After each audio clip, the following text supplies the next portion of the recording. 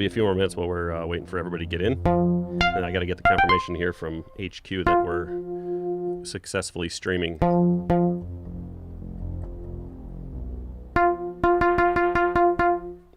Right.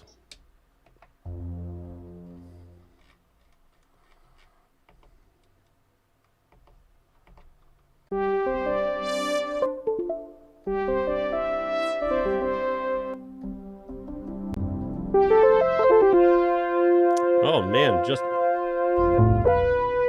something's going on with the Cobalt. Excellent, we're live. Hello to everybody. All right, I'm signing off, Christian, thanks. Hello to everyone. I'm in the process of getting the Cobalt 8 up and running. And I think we're good. I wanted to make the Cobalt 8 daisy chained with the Cobalt 8M. I think we're just about there. Polychain turned on. Now, the thing about when you daisy chain a Cobalt 8 or Argon 8, either one, you have to select a new patch. I think, yep, we're good now. So I thought it would be fun to daisy chain 2 Cobalts so we can do double the voicing on some of these. Oh, and everybody's jumping in chat. Hello to all of you. How's the levels? Everybody can hear me okay? Better than last time?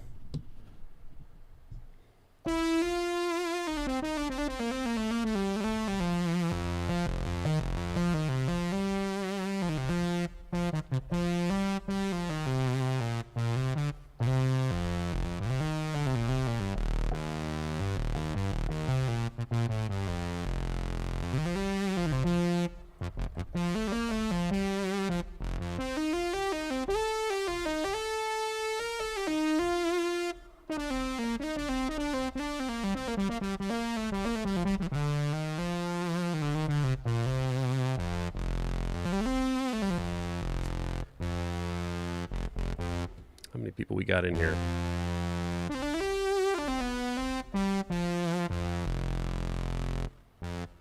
Yes, greetings to everyone who's arrived so far. Welcome to another Chat and Play session. My name is James High, otherwise known as Major OSC, and I'm going to be hosting for the next 2 hours a Chat and Play session, and this means you can pretty much ask us any questions that you'd like, and technical or requests for demonstrations, anything you like.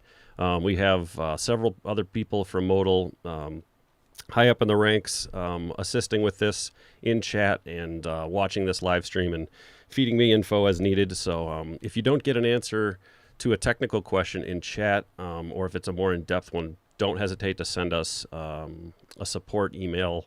You can access that on modalelectronics.com. That is going to be, well, now would be a good time because we got a lot of Modal people watching. But, you know, I'd say 90% of what's going on, if you're having trouble, post up here and I'll bet you either myself or one of the people in chat is going to be able to help you out a lot. We can't help you with notes that are out of key, though. As in, like, the wrong scale, like I just pulled. Hello from Switzerland. Awesome. Underwater Sunlight. Cool name, man. So, we have an agenda, a little bit of an agenda here, and then I was actually going to open it up for some requests too. So it's going to depend on feedback from you guys. Post up in the chat. Everybody, post up in the chat what you own: an Argon, a Cobalt, and if you have any of the other synth, please post up right now. I want to see what, for one, I want to see what the delay is between chat and what I'm seeing, and yeah, I'm curious to know how many people we got here that own Cobalts, Argons, and other Modal synths. I'm gonna, while you do that, I'm gonna patch surf here.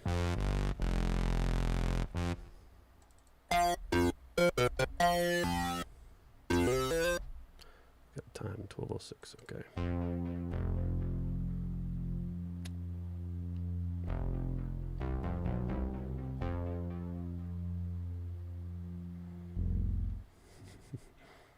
There we go. Okay, so we're maybe about a minute delay. Argon 8 Soft synths, it's okay, man. I went 5 years ITB, as they say. It's okay. But you should look into modal synths. 8 and 8X, way to go. Daisy chain them. Let's do that right now while we're seeing the other answers. Argon 8, Argon 8, a lot of Argon 8s. This is my favorite. I think I showed this yesterday. It's called Chopu, even though it says Tiupu. It's a surf spot in Fiji.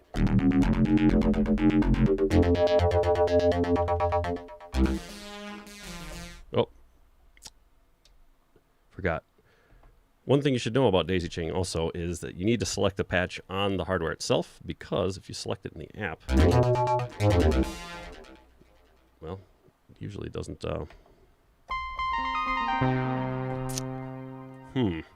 Technical difficulties. That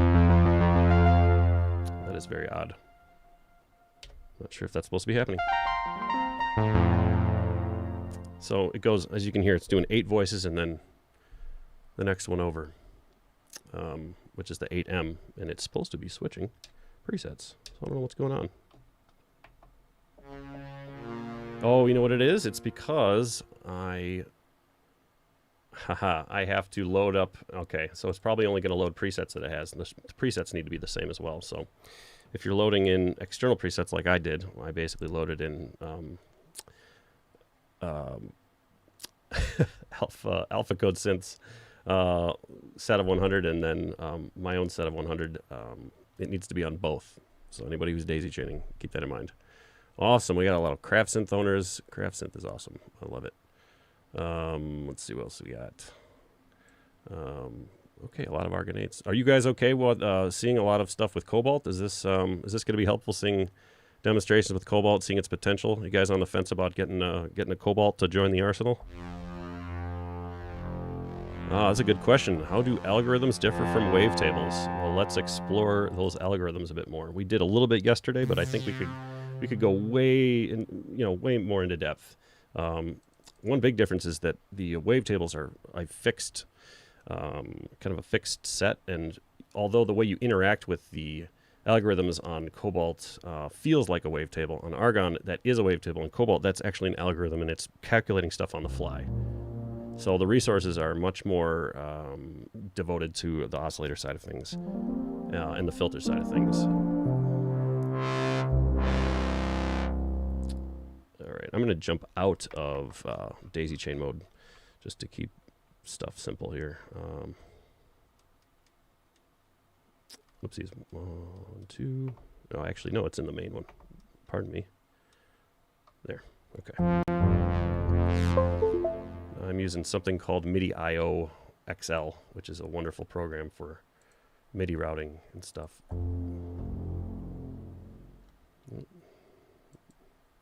Okay.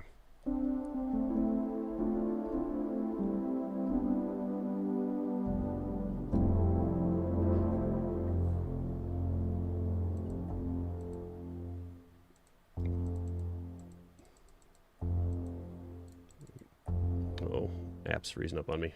Let's close it. Good old Windows. Stand by, guys. I'm going to do this manually.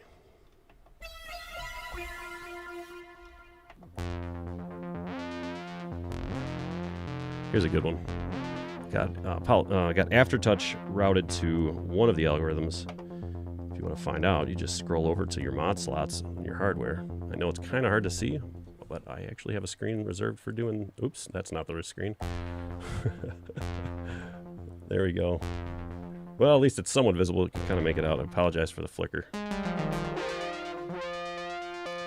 Who can take a guess as to what you're hearing is? What do we refer to that as? It starts with an S. Here's your first trivia question.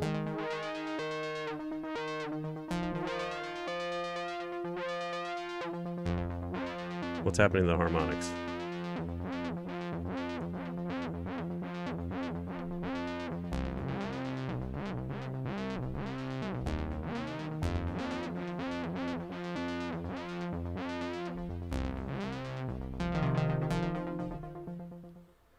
Well, in Oscillator A, you can find out what algorithm it is by just twisting the algorithm knob. Looks like it is sync, which would be the answer.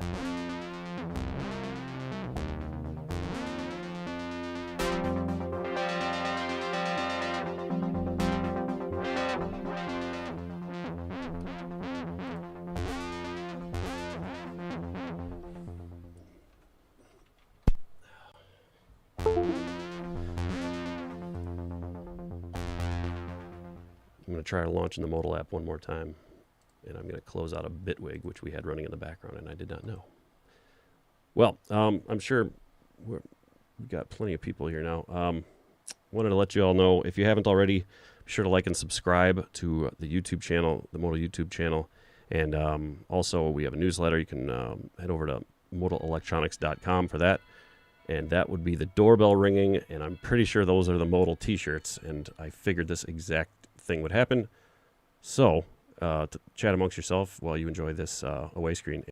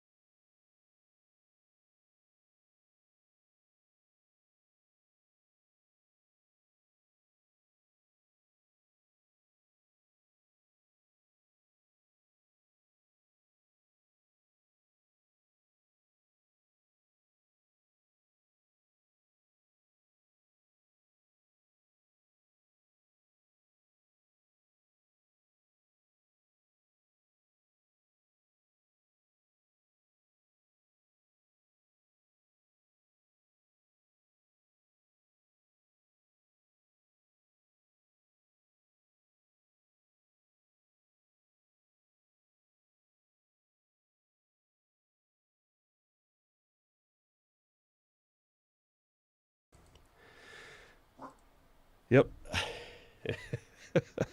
A day late, but whatever. It's all good. Okay, yeah, right. It's a pizza guy. I ordered pizza earlier. Okay. What we got here? Trying to get the Modal app working. Now, if you ever experience connection issues with the Modal app, and it gives you a little screen that asks if you want to repair, but you know the firmware is current, just ignore that. Try a different USB plug. Try restarting your computer, or check to make sure there aren't other apps running that require MIDI, especially in Windows. I'm a Windows 10 user myself.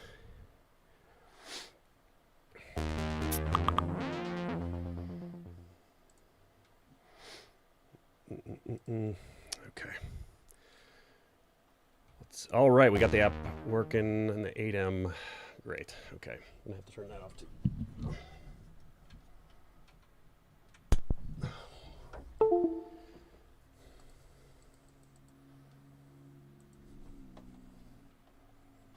Should always assume anything that can go wrong will go wrong during a stream. And with the fact that I have anywhere between 4 to 5, even 6 Cobalts and Argons, or any combination of them, plugged into this computer at any given time, it's sort of like the DeLorean on Back to the Future.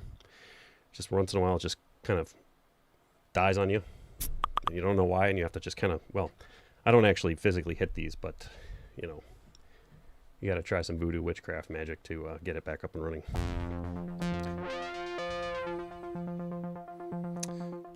So what I'm doing here with the hardware is something you can do with any patch if you want to figure out what's going on.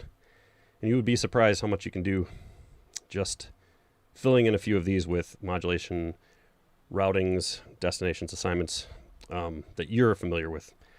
One of them to start with is aftertouch. Always a good way to, for example, assigning aftertouch to Oscillator 1A, which is right here, to full effect. I have it a subtle amount, but you can assign it to full effect here, right? Then you could go through the algorithms and actually find out what's going to be happening. You know, there's visual, of course, if you twist it, but if you're just trying to pick an algorithm, you can just start with this. Excuse me. Sorry, I'm out of breath from running down there. A1 add 0, right? And then the algorithm start with, you know, VA sweep. Let's just go to init patch while we're at it. Oh, what's going on with this? No, we don't want that. Once again, let's give it a second. I really need this app to work. I'm going to check out, can you re-trigger the envelopes and or LFOs by other sources than the keyboard? That is a good question. My first gut reaction would be, no, I don't think you can. Then again, you might, but it's not likely. There is a sync in. If you were, I wonder if you're talking about something with modulars.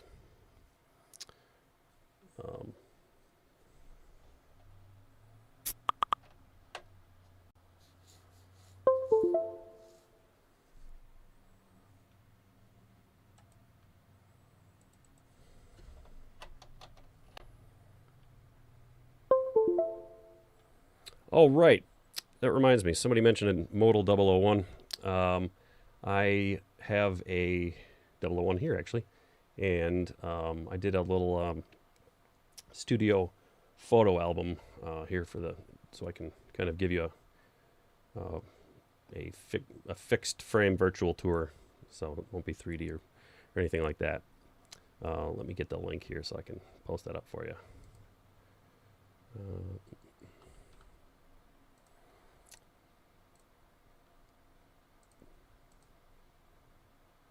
Yeah, and we're going to go through some more algorithms. I need to get the app up and running. This is like, to be completely transparent, this is like the worst nightmare coming to life right now, because this has worked perfectly for 2 days straight. And every time I plug in my Cobalt 8X now, I'm getting nothing, 0. And that's Windows for you. Because if you plug, just not to bash Windows, but if you plug these into a Mac, I've never once seen a connection problem. Once. And I have a Mac Mini right in front of me. And nothing but issues with the Windows USB drivers, and not these drivers per se, just Windows USB anything support. Took me better half of 2 days to get my new Prism Sound Titan up and running reliably. So, do apologize for this. If I have to, I'll just turn on the 8M and I'll remote control it from there, and then we'll just go into app view if it doesn't work here for another time. Questions. Let's see. I'm being advised I might need to reboot my computer. But I don't think I need to go that far. If I can get at least one Cobalt working, then we can just work from the app.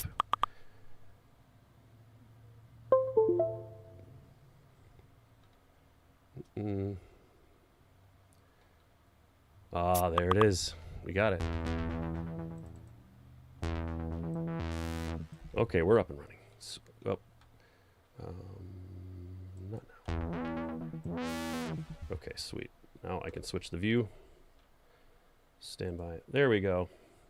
There's a little space off to the right in here. Just ignore that. That's because we're going to be in a DAW later.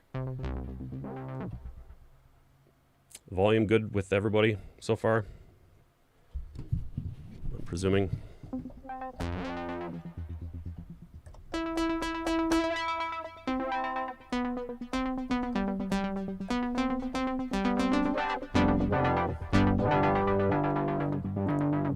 So I'm not going to be able to explain in technical detail all these algorithms, but I will.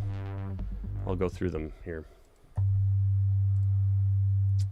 So when you hit init, you're going to get to your pure sine wave. It's going to be hard pan to the left for oscillator 1.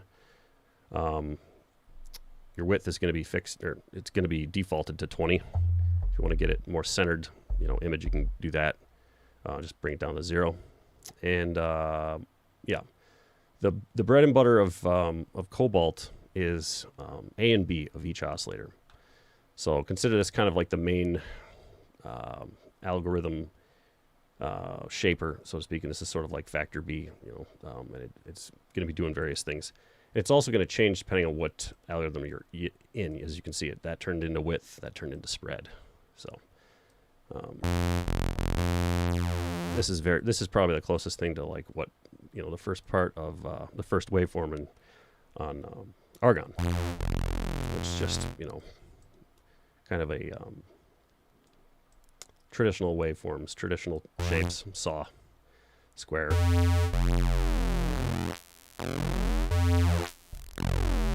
All right, so, and then of course here's your spread. When you get past, I think 65, yeah, you get into the harmonics, you know, fifths, octaves.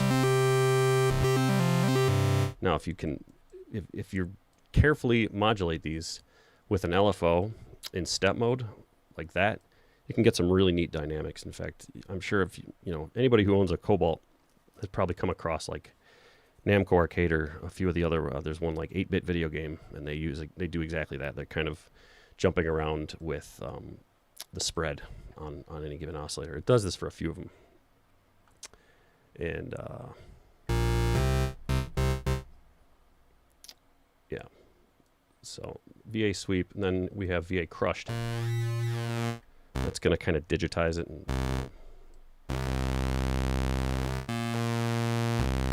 I'm sure visually you can see what's going on there.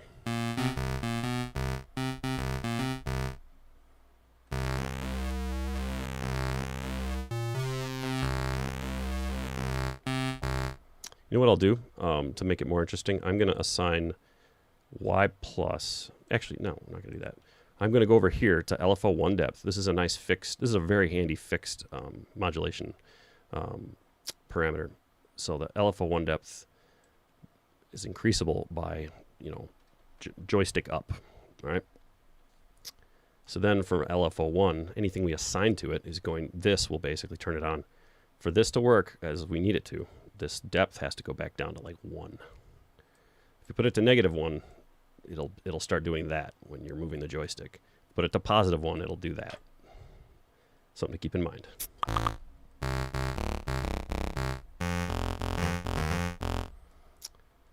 So we're going to assign LFO 1 to Oscillator 1A. And let's make it more like an envelope, just so we can hear it kind of do a sweep.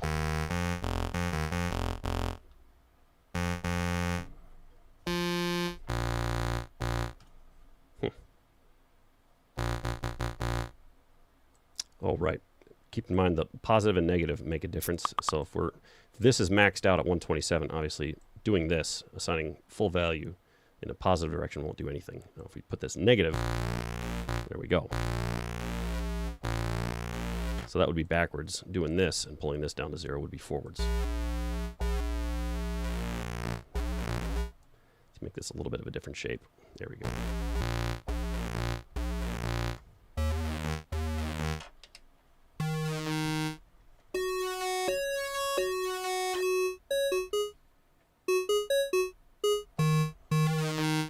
Next algorithm. Spread saw. Fun thing to show you with this one. For any of you who are on the fence, or were on the fence between like a Cobalt and a Virus, and you chose a Cobalt, you did right, because this can do a super saw like a madman. Let me give you, put that back down. Turn that up to 127. Even better, get this up to 50%, do the exact same thing over here. For spread saw, max it out at 127, get the spread a little different, and get your width going.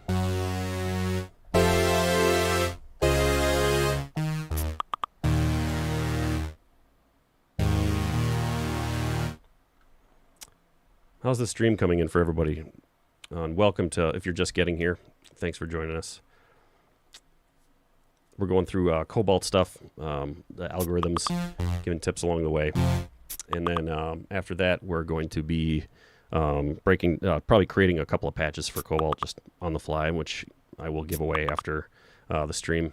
And then we're going to go into a DAW, and I'm going to show you the breakdown of the modal commercial for the Cobalt 8, the theme song that I did for the commercial.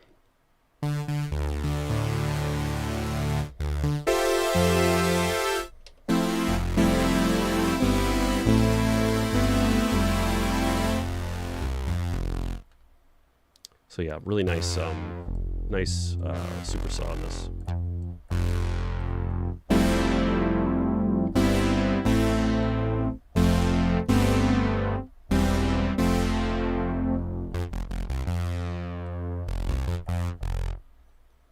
All right, next, it's a spread, except it's for square. Something to keep in mind, if you're modulating this over here, you're either going to be working in this domain, which is just heavily detuned and not detuned at all, right? Or if you cross over like this line here, and it becomes harmonics, as I mentioned earlier. But when you're modulating, it's not going to be able to cross over. You're going to be picking one or the other, and for good reason, I think, because it could be getting a little bit messy if you're kind of modulating sloppily and it's just kind of jumping in and out. So if you're looking to do harmonics and kind of a rhythmic dancing sort of routine, then at least set this to the right when it changes over, which is at 64. I'll give you an example of that. Oops, modulate that. LFO 2 and which is a polyphonic LFO, a lovely one at that. That'll modulate Oscillator A1B. There we go.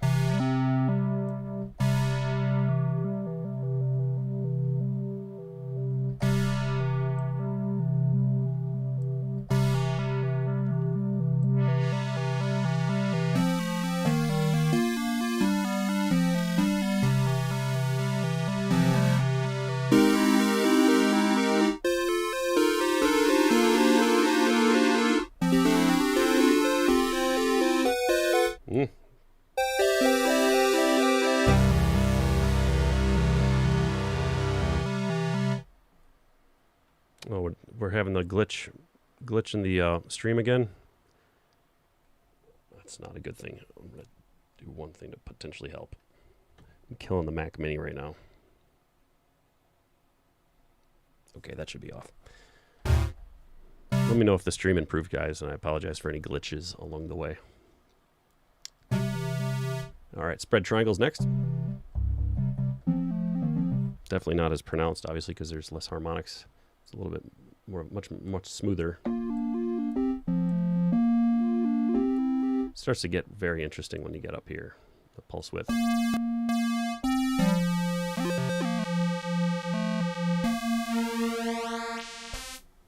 If you want to have a makeshift high-pass filter going, this is a fun thing to do. Oops, bring this back up. Get a little detune if you want it for style, right?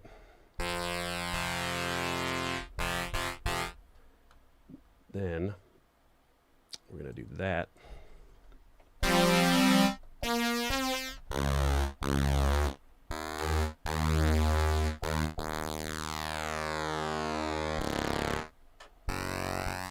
We should probably just increase this.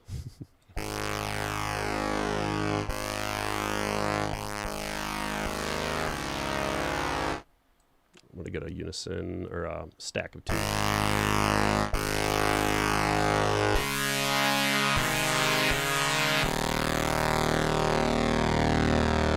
Now, if you're doing stack, you got to do this too. Turn up your drift at least to 20 or 30. It really opens up the stereo image. I showed this yesterday. I'm showing it again in case anybody's new to the stream.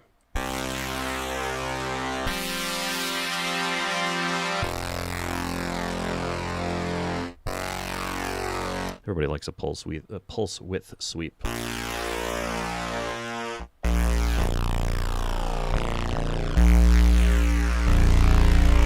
really big dual.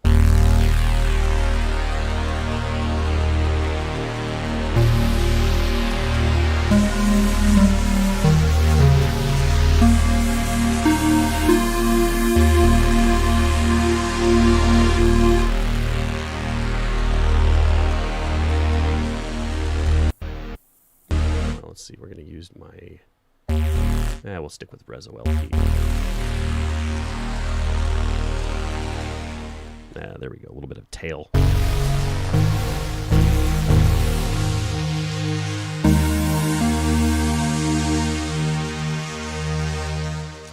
So if you're working in a DAW, just something I'm going to add, I actually think I mentioned this yesterday also. If you're using stack, you're going to get that wonderful wide, stereo image. Unfortunately, you're going to be down 4 voices. It's double the. You're basically doubling your voice count per note. So you're going to be working with 4 voices. But if you're working in a DAW and you're recording stuff, there's nothing that says you can't do one pass with 3 of the notes from the chord and the other 3 in another pass. In fact, if you get some panning going, you could do some pretty incredible soundscapes by doing multiple passes. And that's in fact what I did for the big stabs on the Cobalt demo. When you see the 3D fly around, that oops, I'm sorry, that was like 3 or 4 different layers of the same patch and the same riff with slight variations and panning differences. So, but yeah, this is, I think, one of the coolest sounding modes is stack, because it's still somewhat polyphonic. You can do long, 1 to 2 note kind of pad sequences, and you don't hear that voice cut out as abruptly, as long as you're not doing too many notes in succession. So, very reasonable to work with 4 voices. Anything less, and I don't know. But yeah, just something to consider, if you have a DAW or you're doing recording and stuff, and you want this kind of wide stereo image.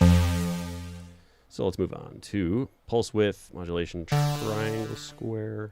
There we go.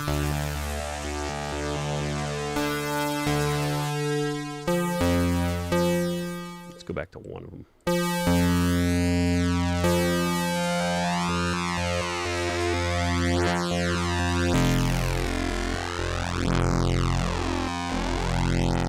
Now, when you're making, when you're in the app, kind of playing with these, make note of what it's doing to the sound.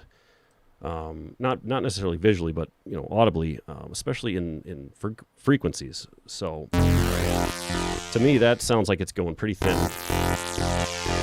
And obviously, we have LFO2 modulating this a little bit, which is kind of fun. But let's turn that off for now.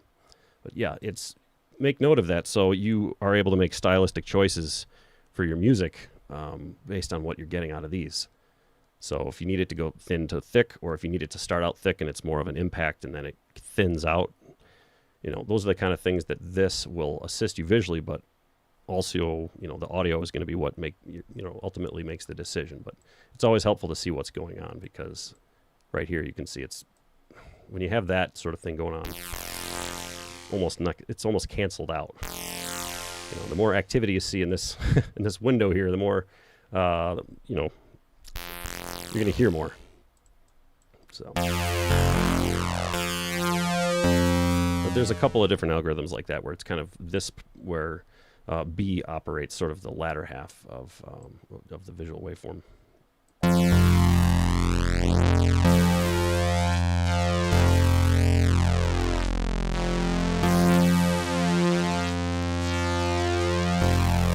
That's exactly right, Stefan. Stack is great, especially for keyboard newbies. I'd say it's great for everybody. It really is. I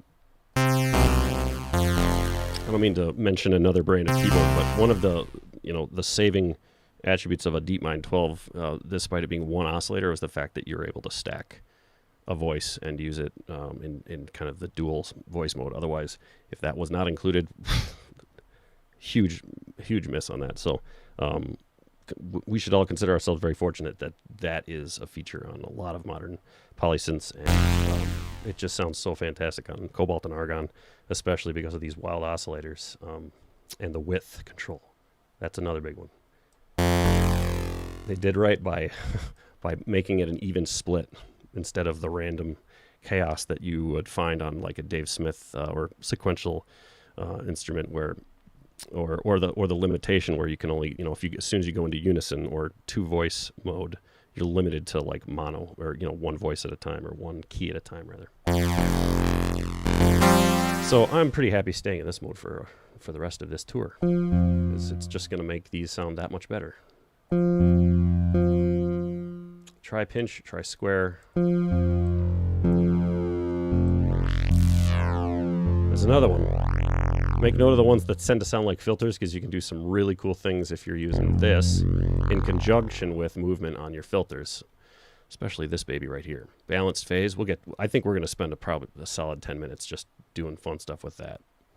I know I did a little bit of that yesterday, but like I said, this is another day. There's different people here, and this balanced phase filter, we're going to do it some justice.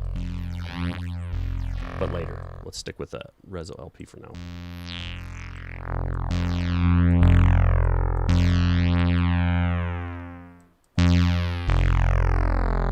I'm trying not to have too much filter activity going on either, because I want you guys to be able to hear everything going on with this.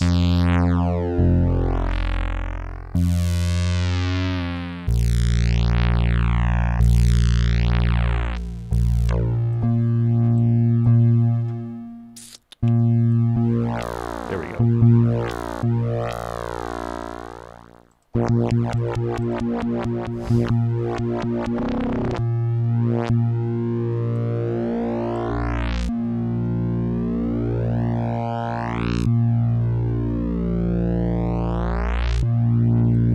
Another thing I'm going to mention about the fact that there's 3 LFOs, and there are 4 major sound impacting variables that you can assign to in any shape or form, combination you like. And you don't have to be a sound designer or even know remotely, or you don't have to have a clue of what you're doing, as long as you know how to make an assignment.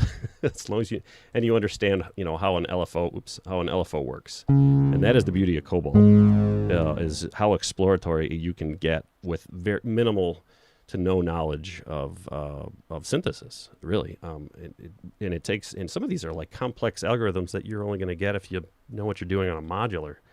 And even then, anytime I've ever had an opportunity to play a modular, I've kind of chickened out or let the person that owned the modular kind of start things off, because, well, we'll just say there's a lot to it, and sometimes the results you get aren't even they don't even hold a candle to this. Just depends who's at the helm, I guess. All right, let's go to H-Sync Saw. I know we were on 2 different ones there. Actually, that won't matter because we're panned to the left on Oscillator 1 only. Okay, this is pretty simple. The sub, obviously, is going to be your low end.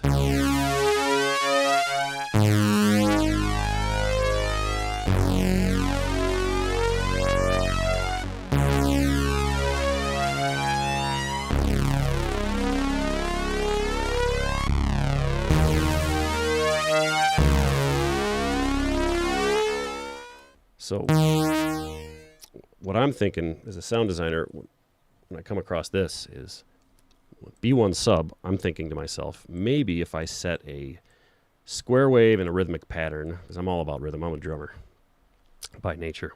And I just happened to grow up with with at least one synthesizer in the house at all time. Wasn't always a respectable one, but it was at least something. But I tend to, my specialty for designing patches tends to come from the rhythmic side of things. So let's make this 1/8 notes, or quarter notes.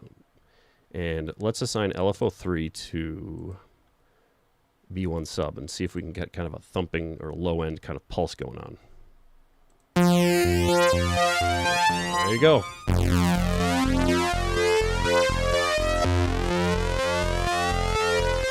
Ideally, we'd want LFO 1.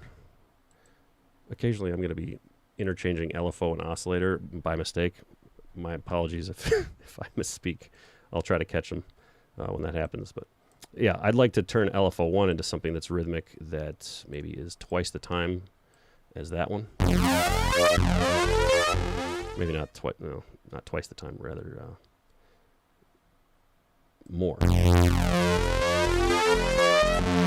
Yeah, let's go 2 bars. Let's see how that works out, or 4 bars even.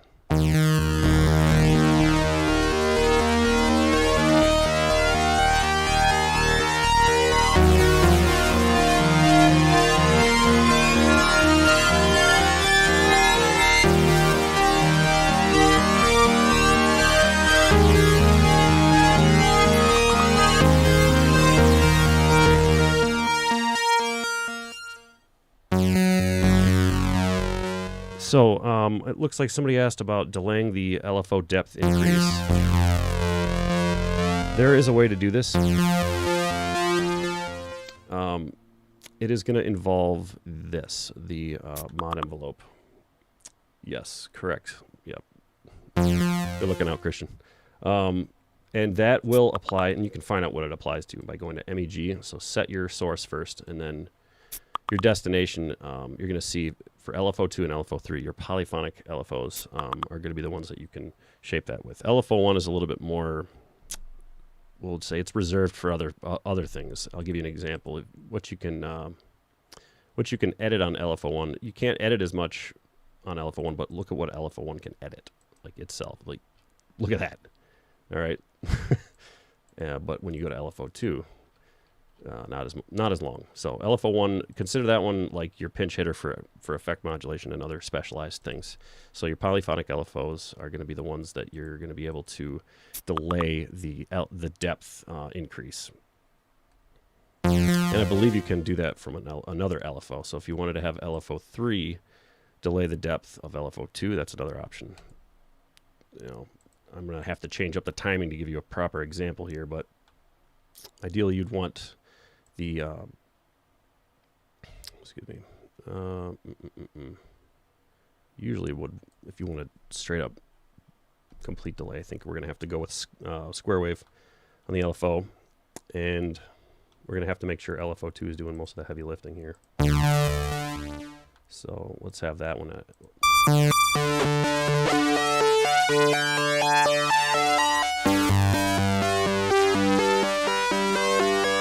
Okay, all right, so as soon as we add a delay to it, or add a, kind of, not delay, but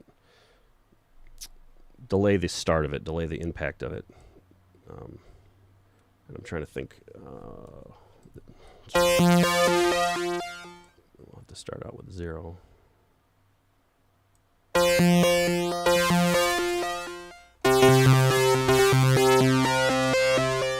What am I missing here? Right.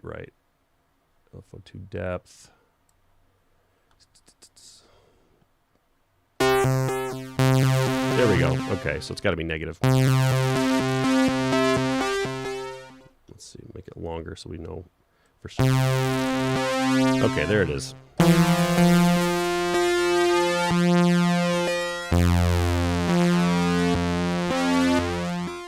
Unfortunately, it's, whatever time increment you sent, it's going to turn it off in the equal amount of time as it took to start it. So if you want it to be staying on, you have the option of setting this to single, or you can use the mod envelope and have a more gradual, or you could just use a different shape here. Either or.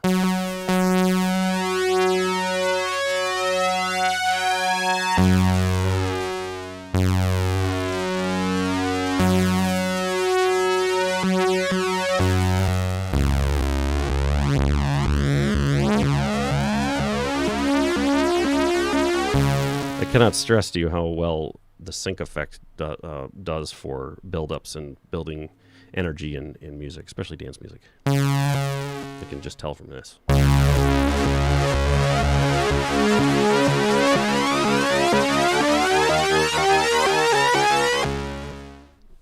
Even better is we could make LFO1 increase the pitch too.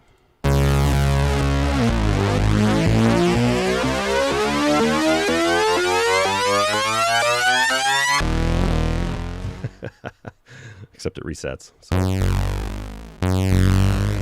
gonna have to make it even longer. Or you can just manually assign pitch with a range of 12 and then modulate in your DAW if you're doing some kind of climb. Okay, let's move forward. I'm going to dumb down a few of these or straight up remove them. Get it back to where we were.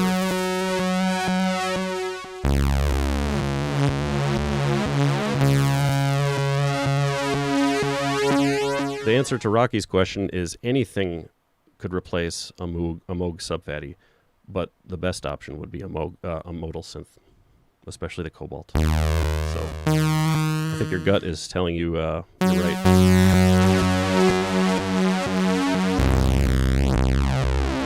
certainly going to have a lot more versatility.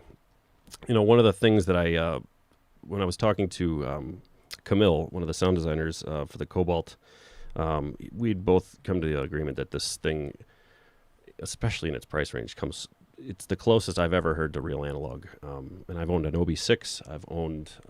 I currently own a Poly D. I pretty much learned synthesis and analog synthesis on a little fatty, and before that a Juno one that our high school had, Juno 60 too. Surprised that thing isn't stolen by now, but I think they still have it. But yeah, I just cannot stress how good the oscillators and filters and the combination of the two sound. But then, you know, at the same time, you can get these algorithms into a really nutty place, which is where we're about to go as we increase, go up along in these algorithms. When you combine that with the filter and some of the other modes, you can get into virus and just wacky digital synth territory and really put your friend with that $4,000 Waldorf synth to shame. And my theory is if anybody that spends $4,000 on anything is going to defend it and say it's great because they spent $4,000 on it, so you're never really going to know if it was any better than something that's reasonably priced and just as capable in many regards, in a lot of important regards.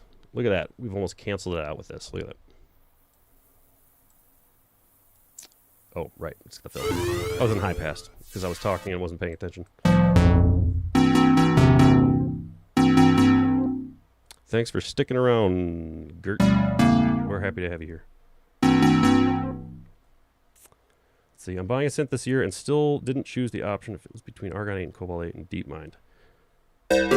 I think you're going to be better off with Argon or Cobalt because they have two oscillators that are very, very much adjustable, where the DeepMind is one oscillator that's slightly adjustable, and the other one is not even really an oscillator, it's a sub-oscillator. Both perfectly good sound design platforms too, but I think the more fun to be had is this one because of the app. I can speak personally. I designed two. Wow, we're sounding pretty awful, aren't we? I designed two patch banks on the DeepMind 12, and with the app specifically, and then I designed presets for the Cobalt, and before that I designed my own patch bank for Major OSC for the Argon, and this app is one of the fastest workflows I've ever worked in, and it looks cool. It looks like an alien spaceship at first. It's just almost like hieroglyphics, but at the same time, the simplicity is so straightforward. It's really easy to follow. There's just not a lot of clutter. And one thing I think Modal is fast becoming known for, me being as new as I am to Modal, is their design aesthetics and their kind of approach to designing things. It's so much more straightforward and less cluttered. So you get this mental clarity when you're working, and it becomes all about the sound, and this sort of just becomes this tool that is syncing nicely with your thought process. Unless you're talking like I am and rambling, and then in which case you kind of lose track of what the hell you're doing. Okay, here we go. I hope I didn't. How many did I skip over here? Let's see. We covered a few of those. The H sync.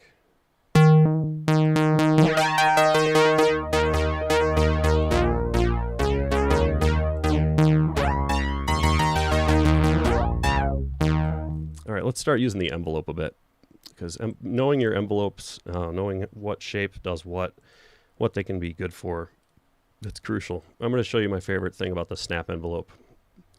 So what we're going to do is going to use mod envelope assigned to oscillator 1A. That would be right here. All right, we're going to give it some funky character. All right, what I like to do with a snap envelope at max, we'll start out at max, and then I'm going to show you a trick to tie it to velocity. Around between 5 and like 9 is this kind of fluttery, transient thing you can get going on with it.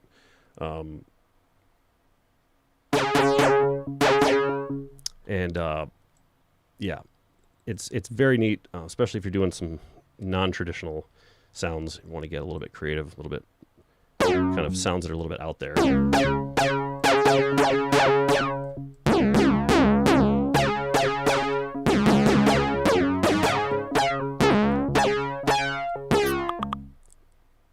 here's another example of why release makes such a big difference, because you have something timed with a long tail. Let's get that filter tail release up too. The release obviously is going to be bringing it back to this, the 0. Shorten this, it's going to go real quick. So if you have a nice long one that kind of follows this to some degree, you can get this. You got to get this long, kind of very cohesive trail back.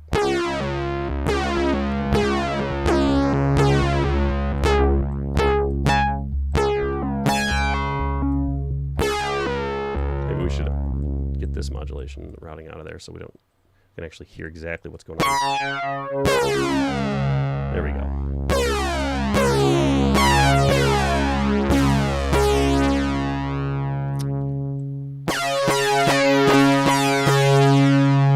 Another thing you could do is bring the sustain up a little bit so it ends, hypothetically, if you have this max routed mod envelope with oscillator 1, wherever the sustain is ultimately going to be where it ends up. So think of this as relative 0 to 127 and 0 to 127. So in most cases, wherever you have it set here is going to be where it ends up here. But you'd have to make sure you have this at 0, make sure this is maxed out.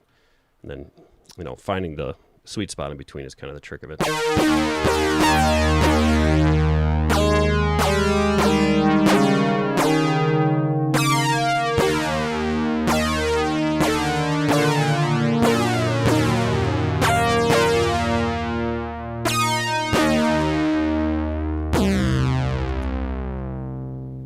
Alan, I like your thinking, and that's definitely something.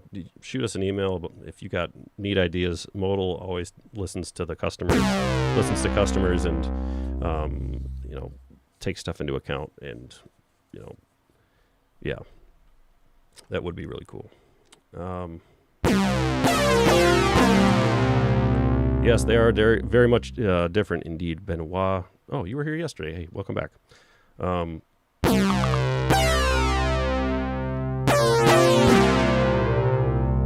All right, let's move on to the next episode. This one is really weird. We're kind of reminds me of old school techno. Oh, right, I'm going to show you the velocity trick. How are we doing for time? Okay, we're almost at an hour.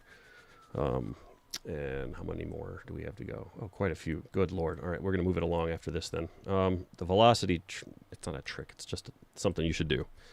Velocity modulates mod envelope depth, MEG, mod envelope generator, right? Pull this down to a modest amount or a very low amount. Crank that up and make sure your velocity settings are where you want them to be on your synthesizer. And if they're not, or if it doesn't feel right once you've programmed this, as you see here, now is a good time to adjust it.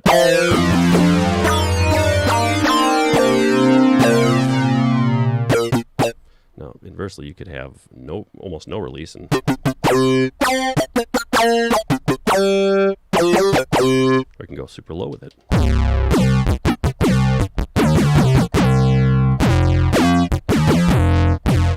Add a little bit of filter, a lot of cool stuff happening.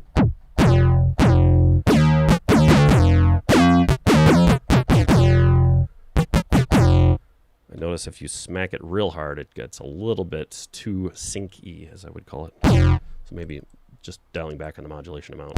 And that's a trick I like to do with bass, is just adding a very subtle amount of the sync effect. Now,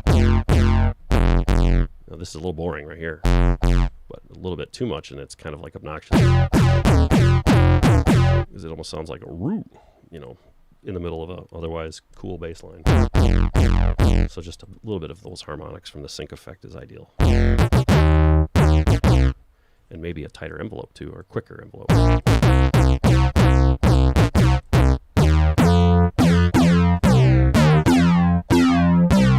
Oh, another great thing about this is the ability for velocity to alter the timing or the amount of attack in envelopes. So, which inevitably alters the timing. So, MEG attack is one that I've used in patches before when I modulate it with. There we go. So we could have this at 0 and then modulate it to be increased with a harder hit. Or you can have the opposite. If you hit it lightly, it'll do a little flutter.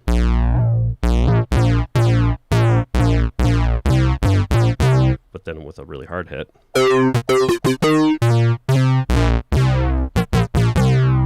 works a little better with filters, I think. All right.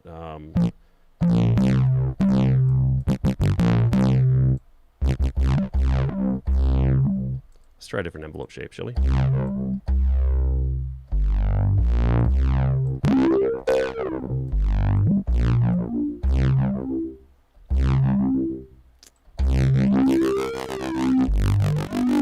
All right, keep going through them, make some progress. I love this one.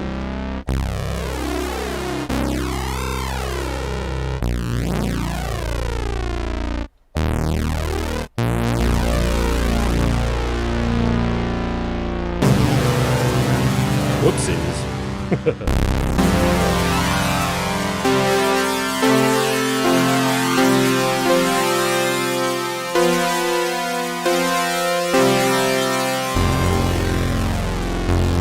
Great for stingers, as I would call them.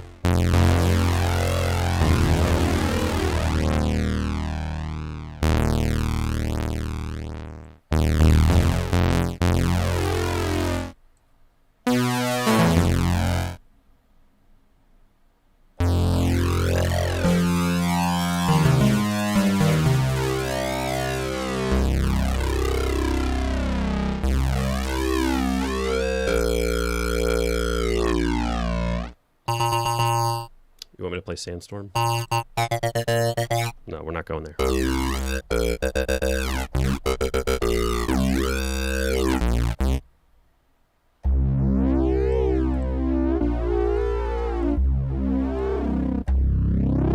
That's another really cool one.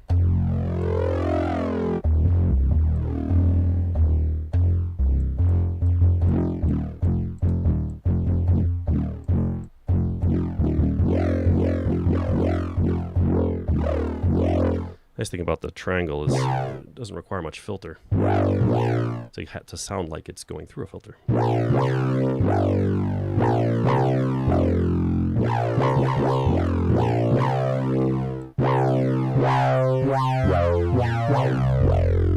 So that's another one where when you're increasing factor B or part B, you get that huge low end added.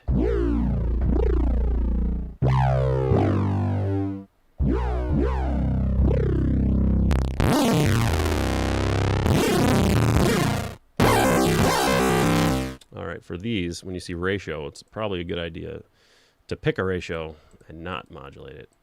Instead, maybe it's better to modulate oscillator 1. Whoopsies. Get back up.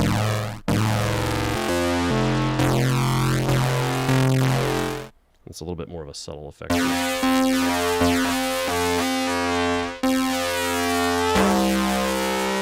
Another way to figure out what kind of modulation movement you want is just to manually move it while you're playing a note.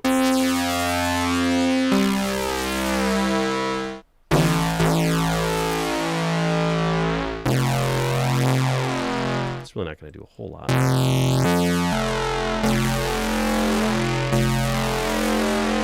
That is a little bit more. I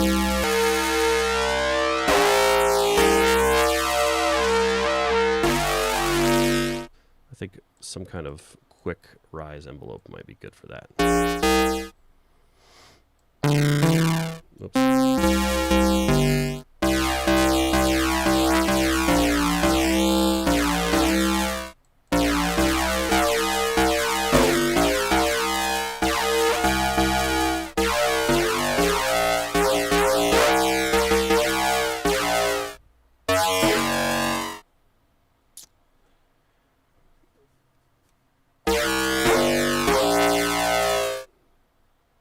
All right, next.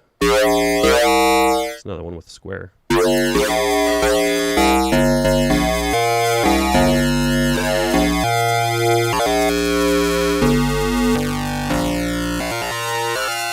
We didn't explore all the ratios here.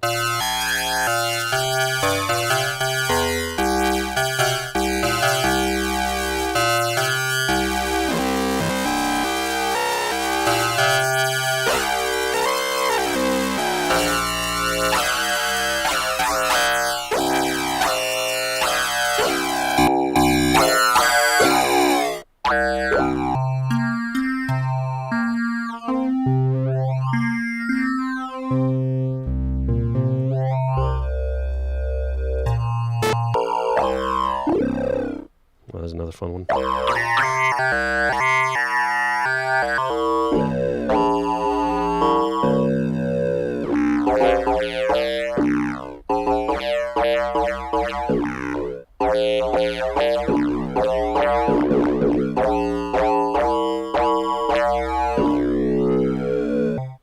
As you can see, they're getting wilder and wilder.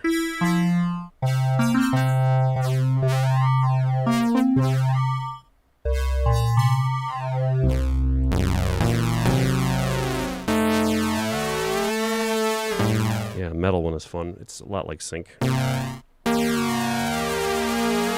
Oh yeah, we are giving away a craft synth too, so stick around. We're going to be announcing winners.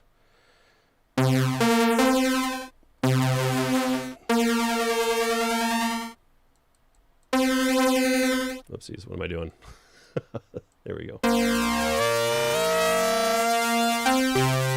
The Perfect Fifth. One of my favorites to work with.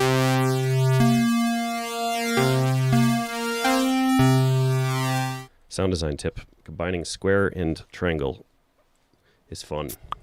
Crossfading between the two is also good.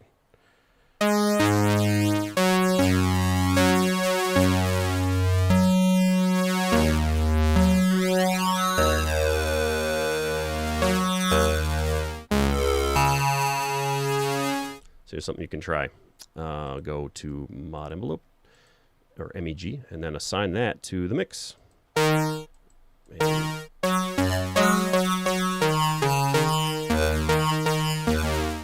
oopsies.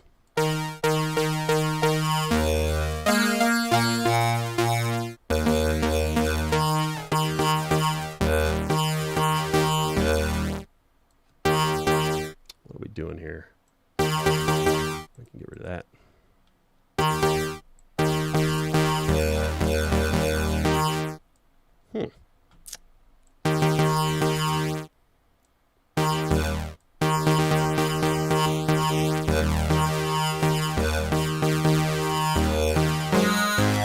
Weird, it sounds like a soft. Kind of wanted it the opposite.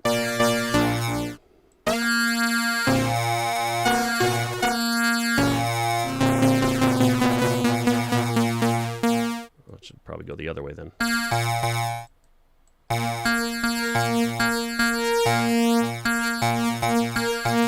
There we go.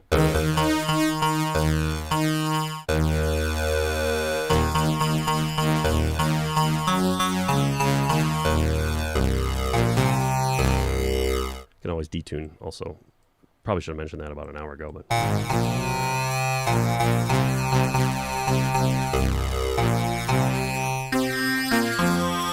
all right.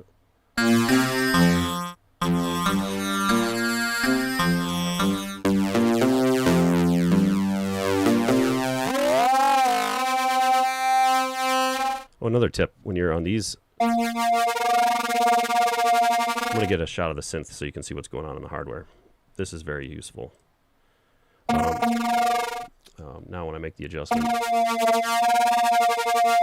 I know it's hard to see, but those are actually moving. As soon as you start to detune, they'll move. And then when you have it locked, it'll stop moving.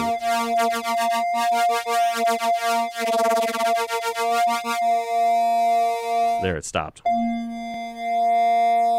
And go up to 81, it'll start moving again.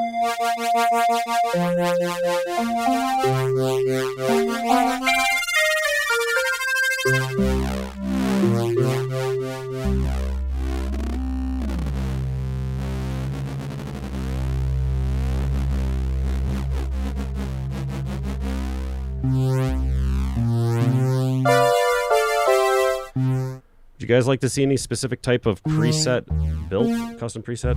I know we're going through all these algorithms here, which I'm sure is helpful for some of you on the fence about this, but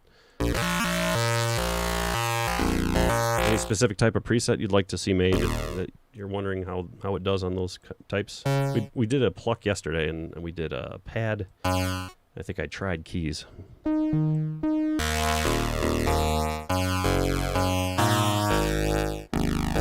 How much of a delay are we looking at here? I'm not sure if you guys...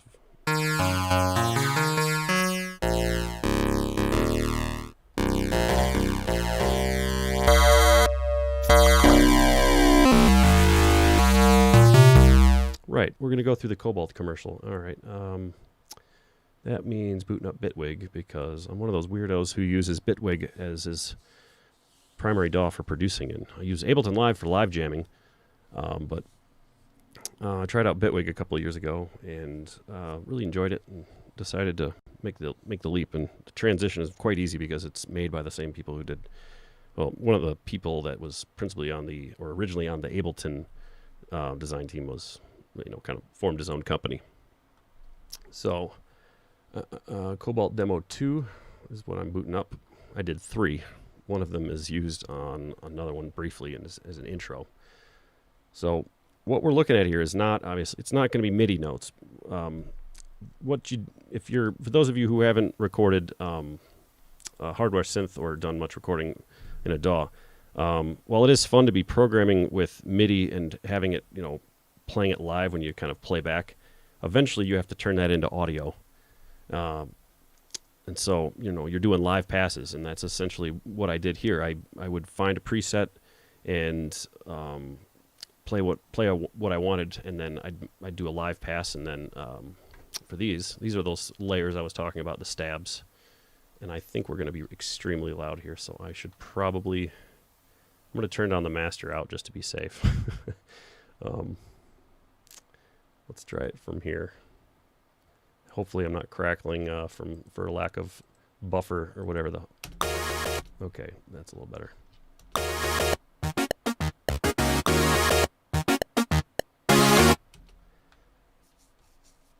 I think those stabs, if I remember correctly, are... Oh, wait, you guys can't see what I'm doing. I'm so sorry. Hold on. There we go. Let me show you again. So what you're seeing here is all audio, as I was saying before. And they're all live passes that I did, going off of a MIDI part that I did, and all the MIDI parts are gone. Yeah, what's left is basically all the components you hear from the Cobalt commercial, or sort of announcement trailer. This one I believe is Sawzall, which is not actually one of my presets. It was one of the first presets I think that was designed in the Cobalt, because it when I got a Cobalt to start making the patches for, it was already in there, one of the first 50, and I really liked it. It's a really nice preset, and you should be able to find it, I think, within the first, I don't know, I think it's in the first 100, if I'm not mistaken, but I cannot recall which number it is. If anybody knows which one Sawzall is, that'd be awesome to shout out, or I could just look in the app. In either case, it's going to be a little tricky identifying which of these presets. These are mostly presets that have been made. I don't think I used any custom presets. Most of them were from the factory, or I should say, were presets that eventually became the factory presets. Because I made this during the development. So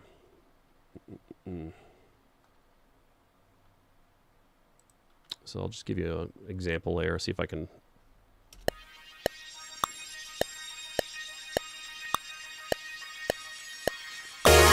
Okay, so yeah, this is background. This is sent to reverb for kind of background. Yeah. And there's the bass. All right. That one I know, I'm pretty sure is phase breaker, or one of the presets with, it's not phase breaker, but it's another one that has the word phase in it. I can't remember which one is it. And probably over here. Phase. Yeah.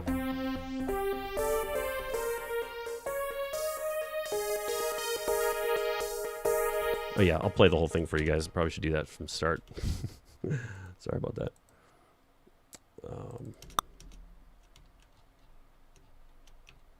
Oops, trying to get over here. There we go. Sorry if you can't see everything. I'm going to try to collapse it real quick so you can see more layers being queued up. Apologize for the delay here. Yoink. There we go. And there. Take off these solos. Okay. Oh, I forgot. This is the extended version that I did with Alpha Code Synth. So it actually starts from here, and there would be no drum in the first part. There we go. This should be fine. Suitable enough.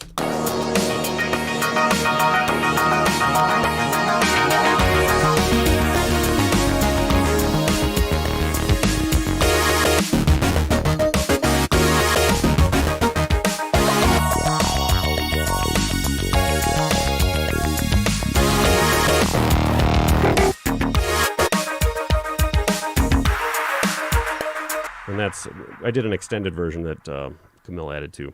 I'm not going to play it now, but yeah. Okay, thank you. Awesome. Sawzall, number 12 on the Cobalt date. I think what I did is I shortened the release and then stabbed away. Let's find another one if I can identify it. It's going to be tricky. I didn't really dig ahead of time on some of these. Oh.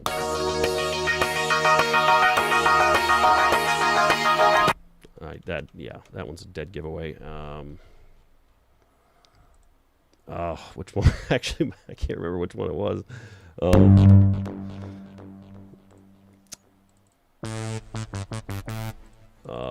There we go. Technicolor Trip. We just got to slow down the tempo a bit. What tempo are we at in the DAW? 104. So yeah. This is one of those. Presets with the balanced phase filter in use, and I'm just in love with this thing.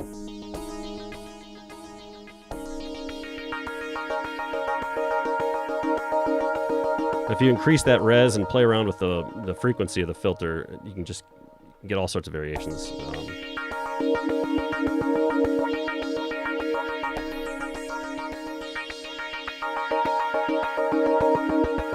Basically have the filter doing most of the singing.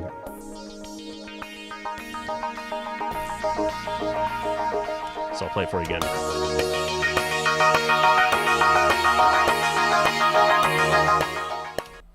And I think we have Sawzall again on this part, which is the ding ding ding. Oh, that would be the bass. Sorry about that. Where is the lead? See, I was in quite an inspirational hurry when I was making this, so as you can see, I didn't actually go back and label a ton of these.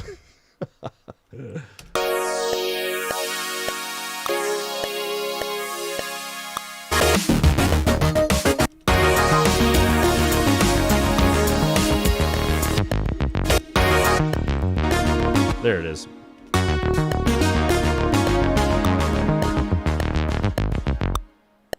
Gorilla, to answer your question, it is capable of doing percussive sounds. We demonstrated that yesterday, so you should go check out live stream 1 when we're done here, and it'll have at least a solid 15-20 minutes of me making Simmons toms. All right, let's go further down. That flute ARP I am stumped by, because I do remember making it, and it was using Bit Crusher. But I think of all of them, this is probably the most heavily edited preset. Yeah. What would be really cool is if by tomorrow I have one that's completely identical to this, if not already included in the Cobalt. But yeah. Any questions so far about production with Cobalt or Argon or anything related to that? Just post up, let us know. Let's see. Oh, so you may be wondering if this is direct capture. And there's two I would say two things of thought on it, two camps of thought. Part of me wanted to make a track with just nothing but synthesizer, no processing whatsoever. But realistically, that's not how we're making music these days. Loudness war has been going on for 20 plus years, long before I even produced. And compression and EQ play a huge role in shaping the sound, and especially in electronic music, which is synthesizer driven.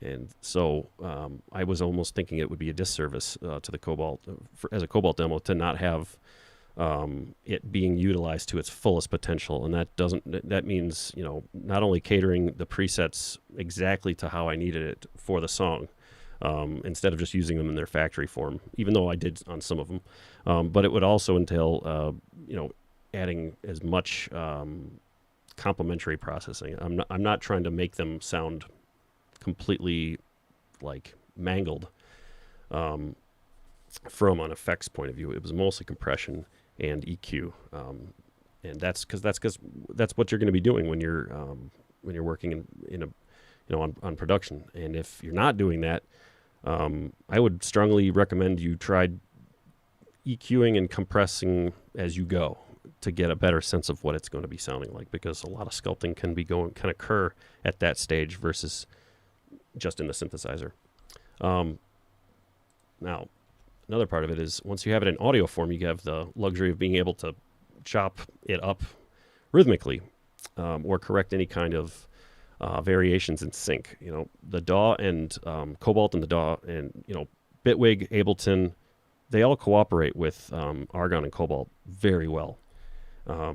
Whether you're running USB MIDI or DIN MIDI, I have to say they perform incredibly well. Just make sure you have a modest amount of buffer, room, buffer, audio, make sure your audio buffer can handle it. You're not getting crackle, that kind of stuff.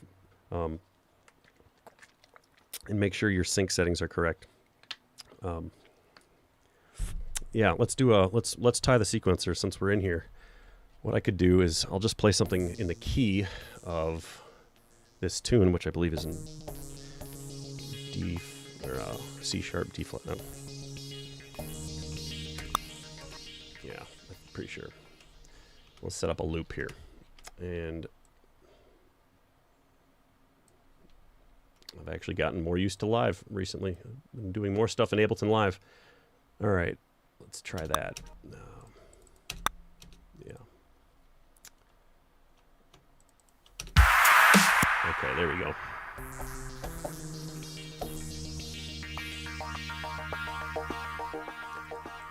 So what I need to do is I need to add a hardware instrument, which is right here. I would be using DIN 1, because I'm not using USB MIDI, I'm using DIN MIDI, for those of you who are wondering what the heck's going on down here. But this is basically the ability to use a hardware synth. It's external instrument. If you were using Ableton Live, it's external instrument. Then we want MIDI clock, and I don't need MPE for this. And we're going to be using stereo in. Now, if you hear that, you hear that pitch variation? Okay, so depending on the DAW, it sends MIDI time. It can send MIDI time code in different ways. I ran into issues when I was using Bitwig. So as a safeguard, when you need to get the job done, what you can just do is dial in the tempo manually, and you won't have any issues. As long as you're not doing a live jam and trying to slow down tempo in a live setting, there's really not going to be. It's not a big deal. So definitely check to make sure that your tempo is matching, and also if your tempo is matching like it is right now in mine, you might consider just turning that off, because that if it's running at the same tempo, you technically don't need it to have time code being sent to it. But like I said, if you're in Ableton, I don't believe it's as much of an issue, or other DAWs, I don't think it is either. I think it's a Bitwig thing. So, yikes. Oh, you know what? I'll check my settings here. I also need to you need to make sure that you set your synth to local. So I'm going to demonstrate how you do that here, in case you don't know how. Oops, wrong one. There we go. So you're going to go all the way to the far right, Settings General, and click back to, right, to UI and Controls. Scroll over and turn off Local, right there. Now, assuming Bitwig doesn't give me a hard time, we should be hearing the synth getting cued. Try another way.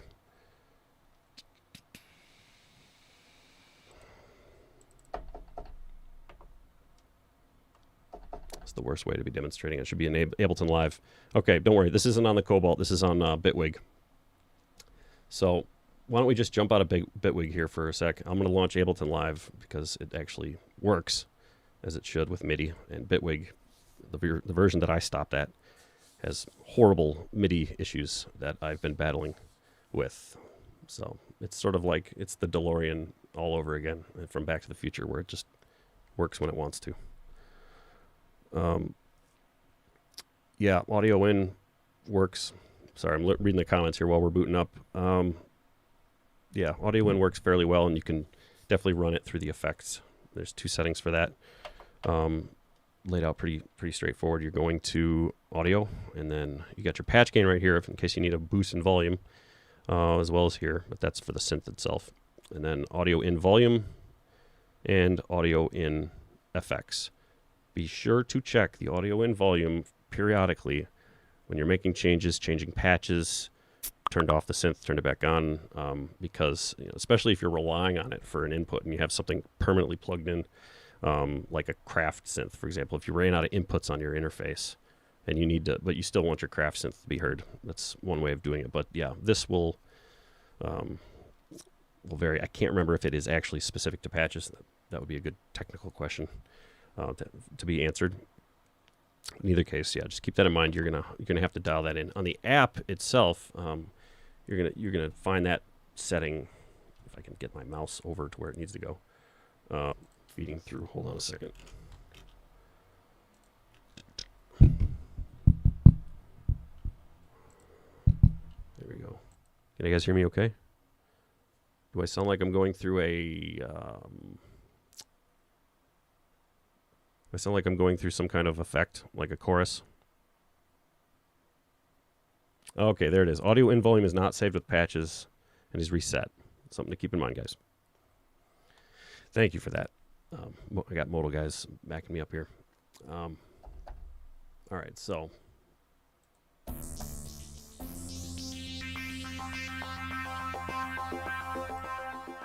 going to set this down to 104. Let's make sure we got a tempo match.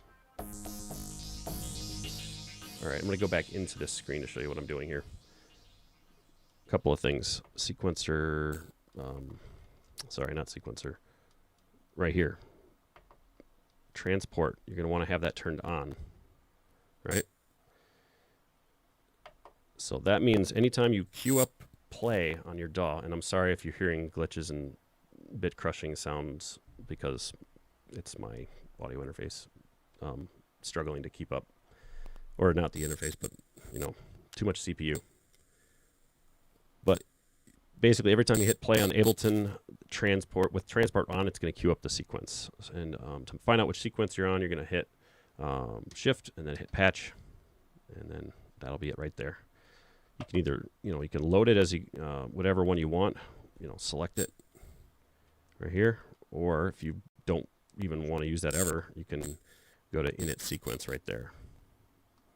Well, you can always find out how it sounds right now.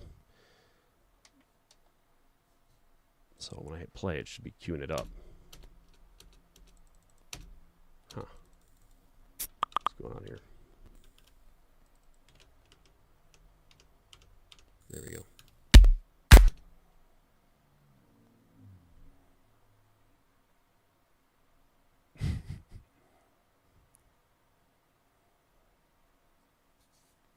Right, I'm going to go back into the Ableton view. There we go.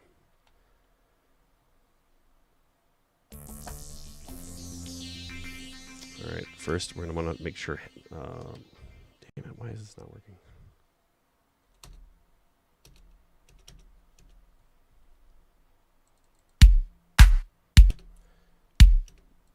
It's making no sense.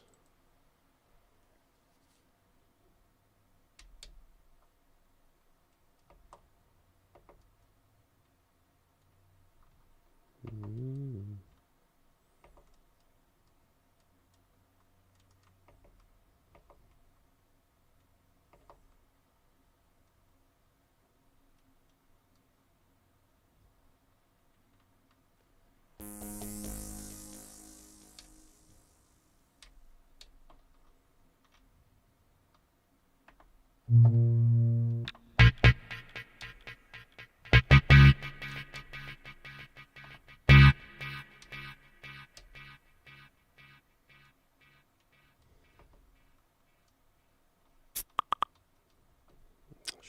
Oh, sorry. Oh, by the way, the screen flicker is definitely the camera frame rate and the refresh rate of this. It happens anytime you're viewing a TV screen that has a different refresh rate, or this looks the screen looks rock solid. There's zero flicker, none. So just to reassure anybody. I am having a major heck of a time with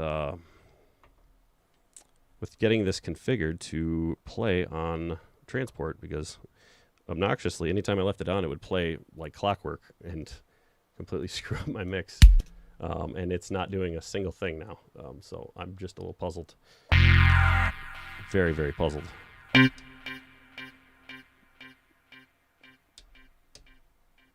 might be because there's no sequence loaded, perhaps?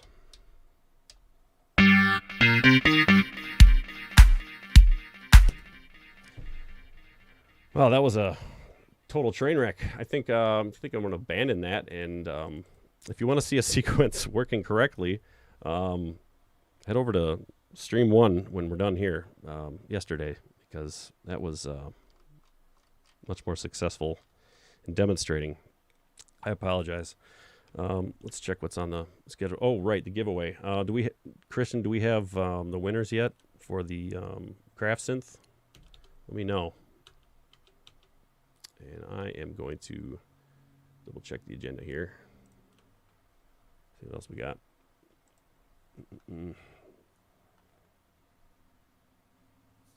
Okay. Were there any questions about that specifically relate to working with Cobalt or Argon in a DAW? Yeah, we have a 303 like patch. I can queue up here. Let me find it for you. That's actually not a bad idea to show with the rhythm I currently have programmed. I believe that is one that Camille made.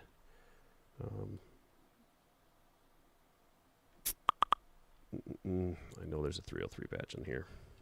For a fact, there is. It is in the factory bank. Well, it's 304 sequence.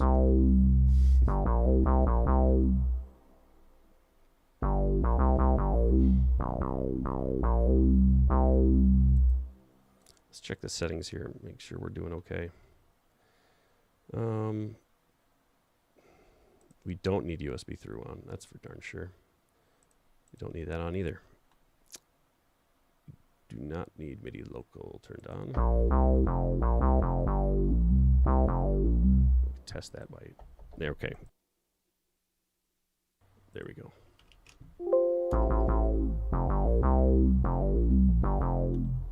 Now, the sequencer.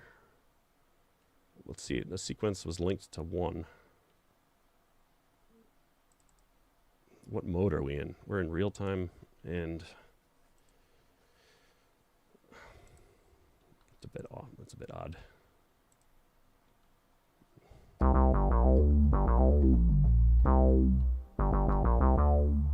All right, let's just program one. I'm going to do a little shortcut here. I'm going to turn on the arpeggiator.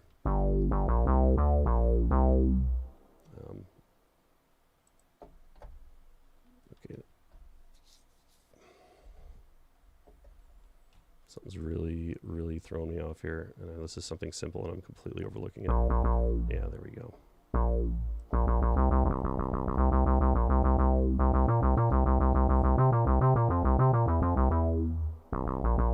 Make the tempo a little faster.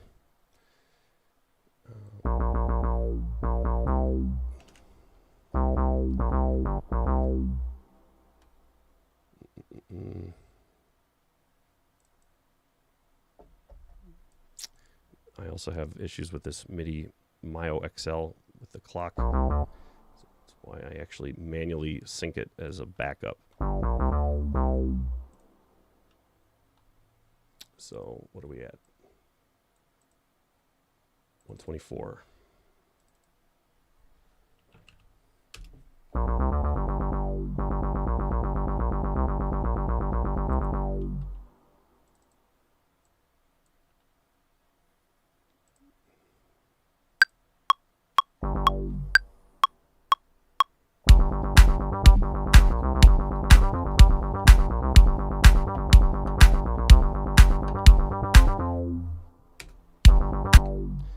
It's something.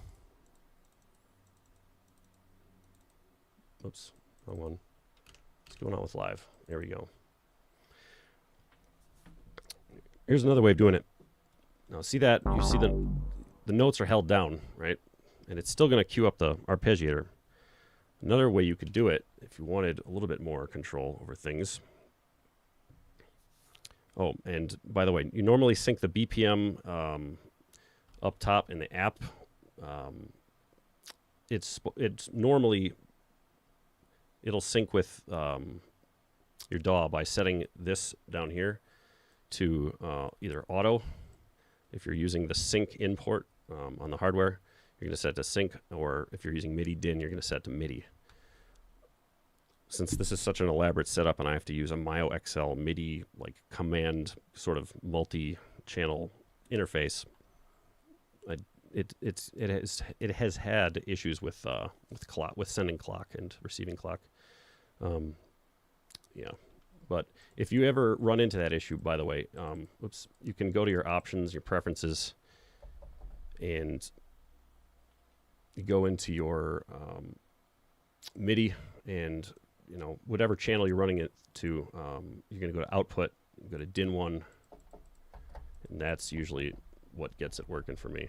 But like, it's just being a real, like, I have to assume anything that goes wrong, that can go wrong during a live stream, absolutely will go wrong.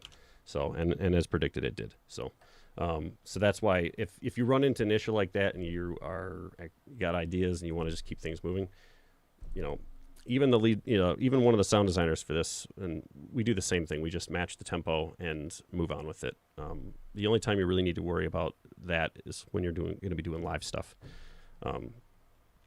Yeah, but I was going to show you how you can have the ARP actually send MIDI,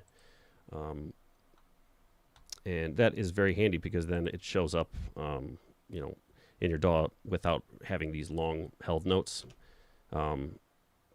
You just have to make sure you turn off arpeggiator when you go to play it back. I'm going to show you how to do it on hardware, since that's what I typically switch it with.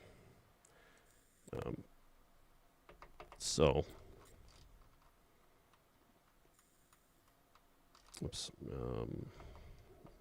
I think it is under, no, it's under MIDI on the very end. ARP sequence out. You go to ARP or sequence or both. So that means if you have a sequence programmed, you can also have the sequence get played back. What was that? In this case, we just set it to ARP. So I'm going to highlight everything here and do it over. I am going to have to go back into the app and set this back. I'm just going to do it this way. It's the clock. I need the clock back to where it was.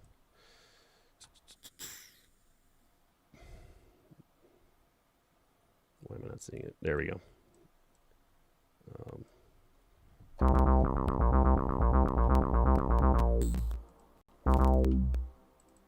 Okay.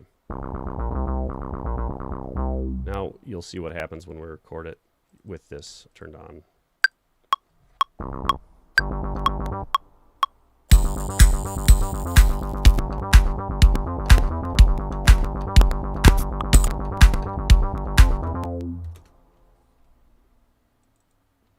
Wow, didn't even work. Well, when this turned on, and it's worked every other time I've ever demonstrated it, when you turn this to ARP, it sends out MIDI notes instead of the actual notes that you're holding. It'll send them out as the ARP is sending them. So in theory, if you had a very short gate, like a gate at 15, 20, 30%, right here, right? You have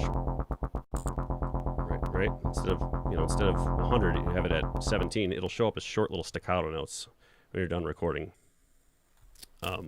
Wow. If I wasn't having so much fun with the actual sound of this thing, I would be absolutely furious, especially if I was actually songwriting. But this is, you have to trust me here when I say this is freak circumstances. The first time I've ever seen this not work reliably. And so it has. I'm thinking it has something to do with the fact that I'm just have like 8 things running at once. Yeah. Let's talk about the sequencer here.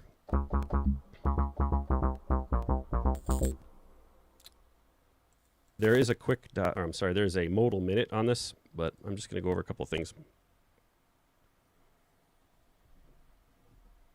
If you turn, yep. Yeah, good advice. Good advice.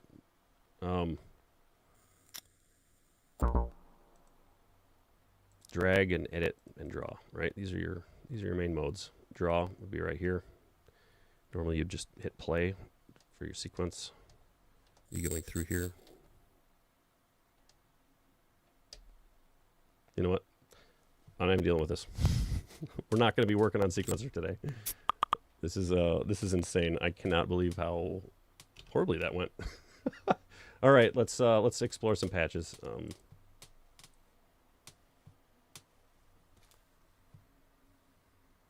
Something's going on electrically over here. Hold on, just so there's like no fire.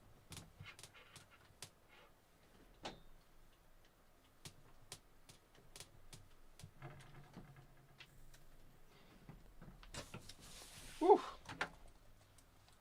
Yeah, my old pair of monitors sounded like they were about to blow up.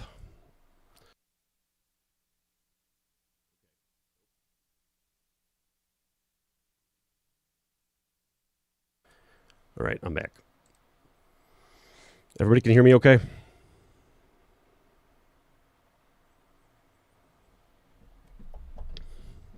I'm assuming everybody understood what I was trying to do earlier and just failed miserably at actually showing it to you. But yeah, when you have the settings in settings MIDI ARP sequence out, it's supposed to be sending the MIDI notes. Okay, cool. Let's get out of that screen here and go back to the app.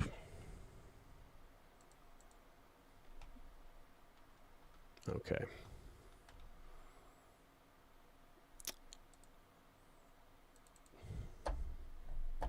Right. And also remember to turn your synth back to local, your control rather, which I'm so used to doing it on the screen. I'm going to do it from there.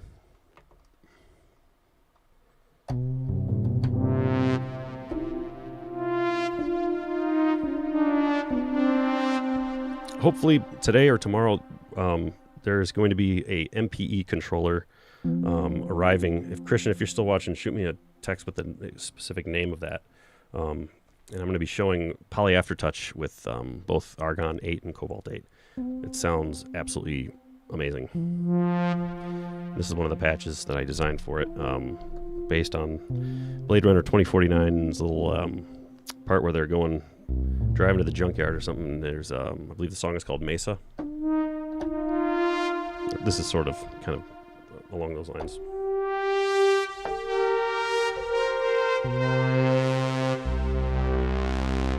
So if you're doing pads, one thing I like to do is put a little bit of detune, manual detune from an oscillator, from an LFO on it.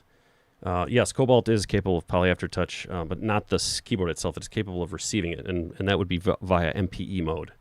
So MPE is like an advanced form of MIDI, and it's got a lot of different things, like more expressive capabilities. So, and one of the things you can actually edit or alter with a Poly Aftertouch enabled keyboard, such as a Rolly C-board, or with the perfect timing, Keith McMillan Keyboard Pro 4. I love you, Christian. With one of those, you can send MPE messages and, per note, and do stuff like pitch bend just by pressing it down, all sorts of neat stuff. Now, the Cobalt also does send MPE messages as well. It's got that XY controller, nifty joystick stuff. I haven't actually used that for anything specific, but I know there are some very, very neat applications to do with that as well. Okay, we got the winners here of the drawing. So I'm going to announce those real quick. For the t-shirts, Stefan Kromber from Facebook. Stefan and Steven. Stefan Pisani from Facebook. Harmon Boomsma from YouTube.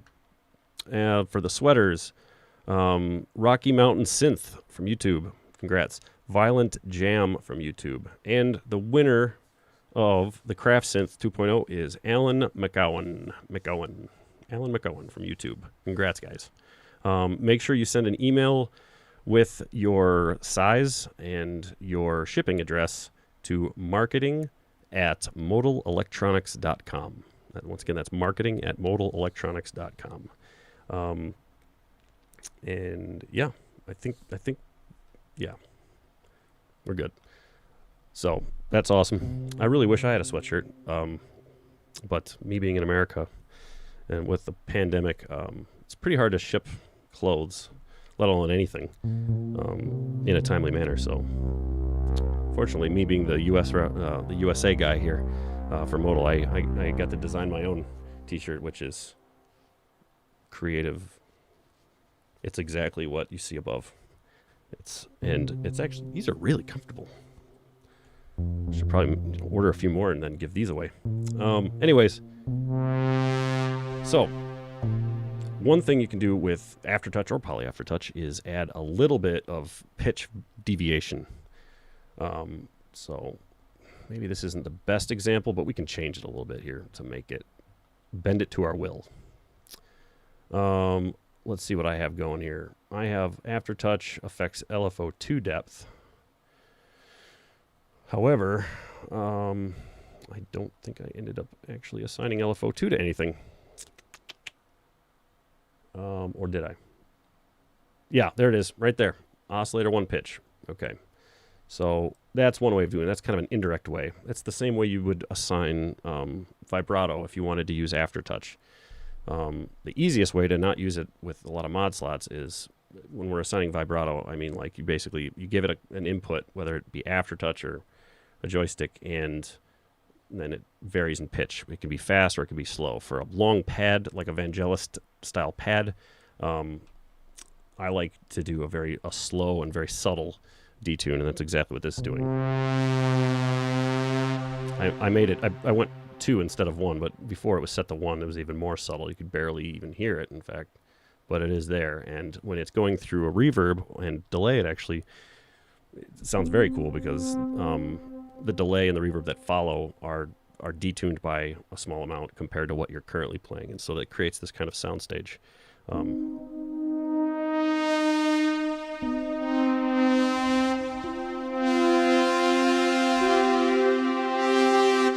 So one of the things the CS80 could do is you could push down one note and it would do this. Well, let me get the thing set a little differently. Keyboard, where did it go? Why am I modulation? There we go. Range, I think it's 2. Yeah. You could do that, except you could do it with aftertouch. So that's a really cool thing that MPE can do without the joystick input at all. So imagine holding all these chords, and then, being able to go, or doing a perfect fifth or something like, oh, sorry, that's 7 steps, isn't it? There. Ah.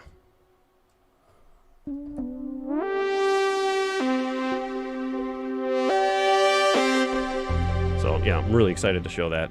Hopefully it'll be here today or tomorrow. Yes, Polychain is freaking epic.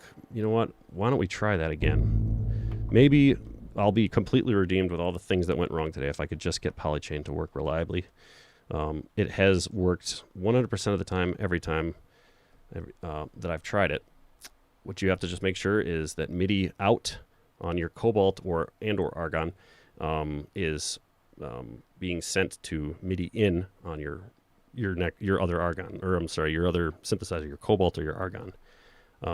When that happens, 4 lights will light up, and I don't think I ever sent you guys the link to the photo album, but here you will see one of them, how it looks when that occurs. So Modal Studio, I'm going to share this. Boom. Link. Here we go. taking a minute. There we go. Okay, I'm going to post up in the chat. You guys let me know if you see it. It'll be under restream.io. So there is, that's a little virtual tour. If you have questions, by all means, post up after seeing those. Yeah, one of those pictures should be a Cobalt with everything lit up, or the 4 lights lit up, rather. And that indicates that it's in Polychain mode. Now, since I run off this MIDI commander sort of module thing, the Myo XL, I'm going to be doing this. And now when I give it the command to do, oops, let's get out of this view. When I send it to do this, yep, sure enough, I know you can't see it, but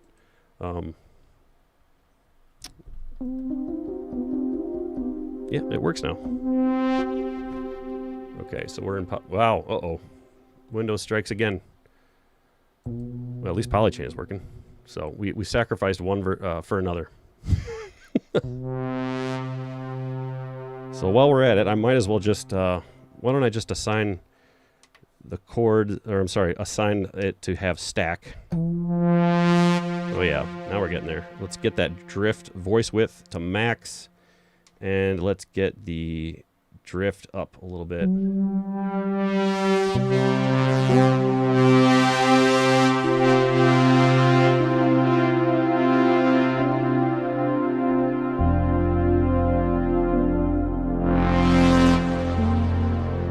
Oh, you know what? This would be a great time if I can actually not screw this up, but I'm going to play what I think is the end of Inception, if I can remember it. Yeah, this would be perfect time. This is like those brassy rises that you hear in The Dark Knight and Inception, I believe. That was when Hans Zimmer was on this full-on brass extravaganza. Like, that was his thing, and he sort of brought that back into style. And he said after that he was a little annoyed because he saw a lot of movies come out that had that same sort of style with these brass rises, so from there he had to move on and do something else. And I think he was working with some more modular stuff. And when he was done with Inception, what did he do after Inception? What was it? Dunkirk? British? Speaking of British. So I believe if I can get this mic slightly out of the way, I should be able to play the part from the end, which is kind of a somber.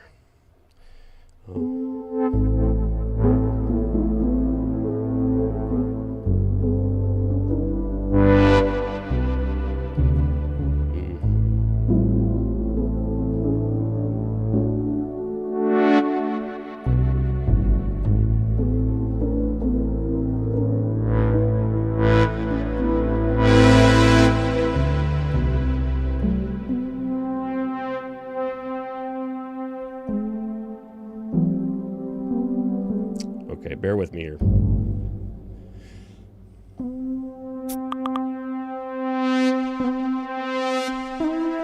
Right, wrapping up.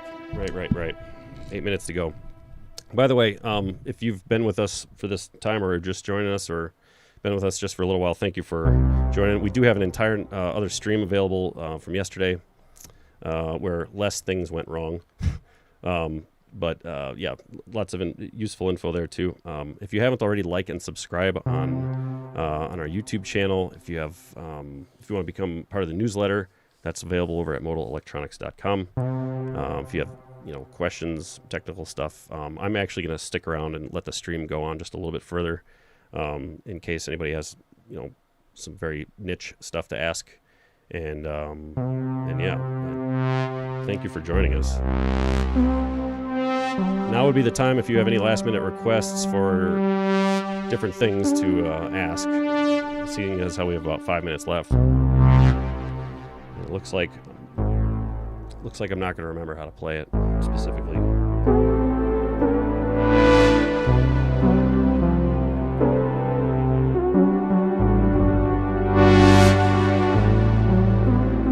Oh, wait.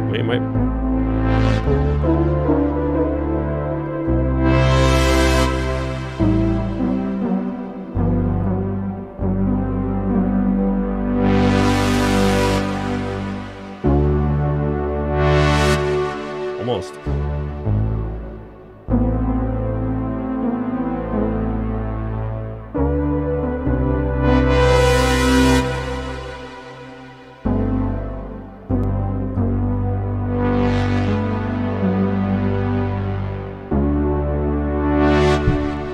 Well, anyways. Yeah.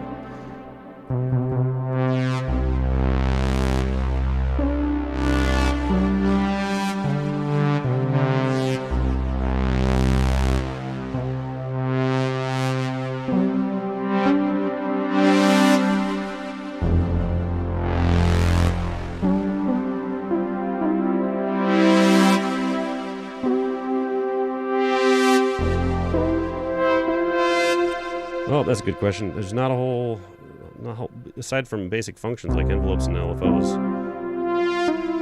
and the app itself, there's, as far as sound and function, or purpose, rather, Cobalt and Argon each have their own niche sound and way of doing stuff.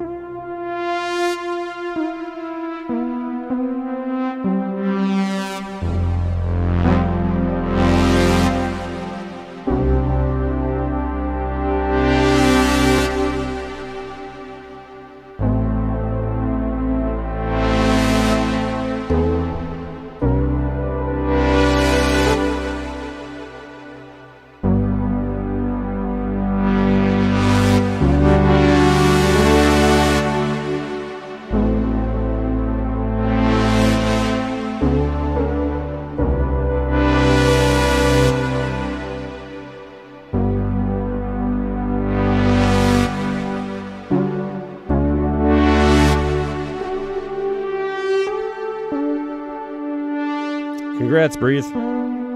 Hope you like your new synth.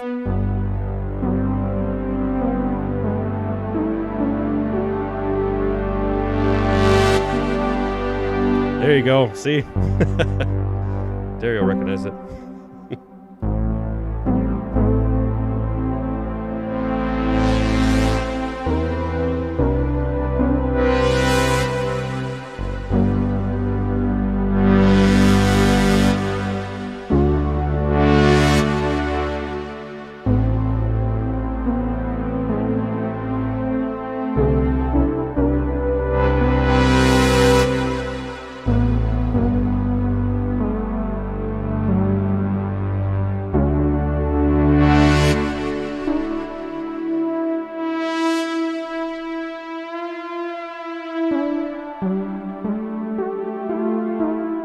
Yeah, come join us tomorrow. Hopefully stuff works a little bit better as far as DAW is concerned.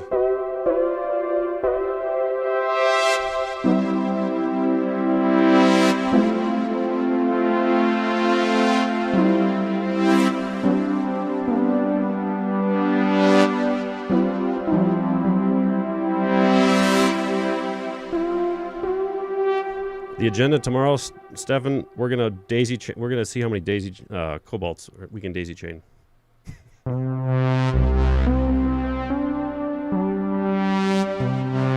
I think we're gonna do some custom sequences, work in the sequencer.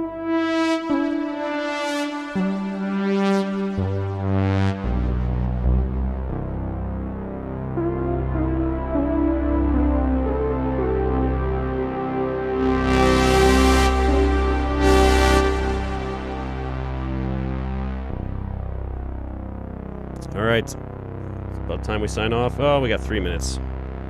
Maybe I'll find one more patch, one more preset.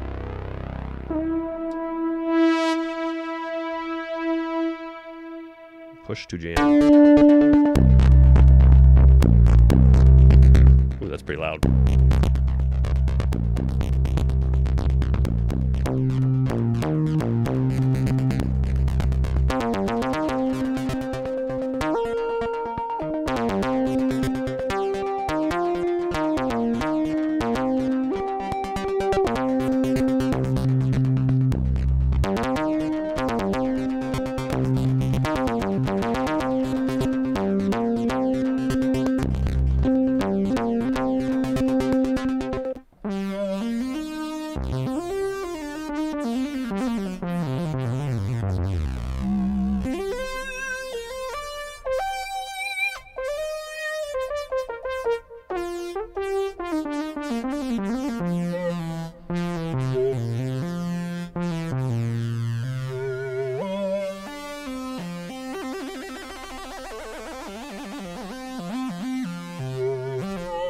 Thanks, Alan.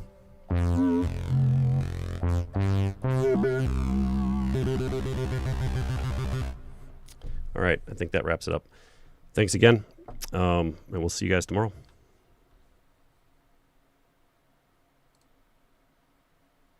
Mm-hmm.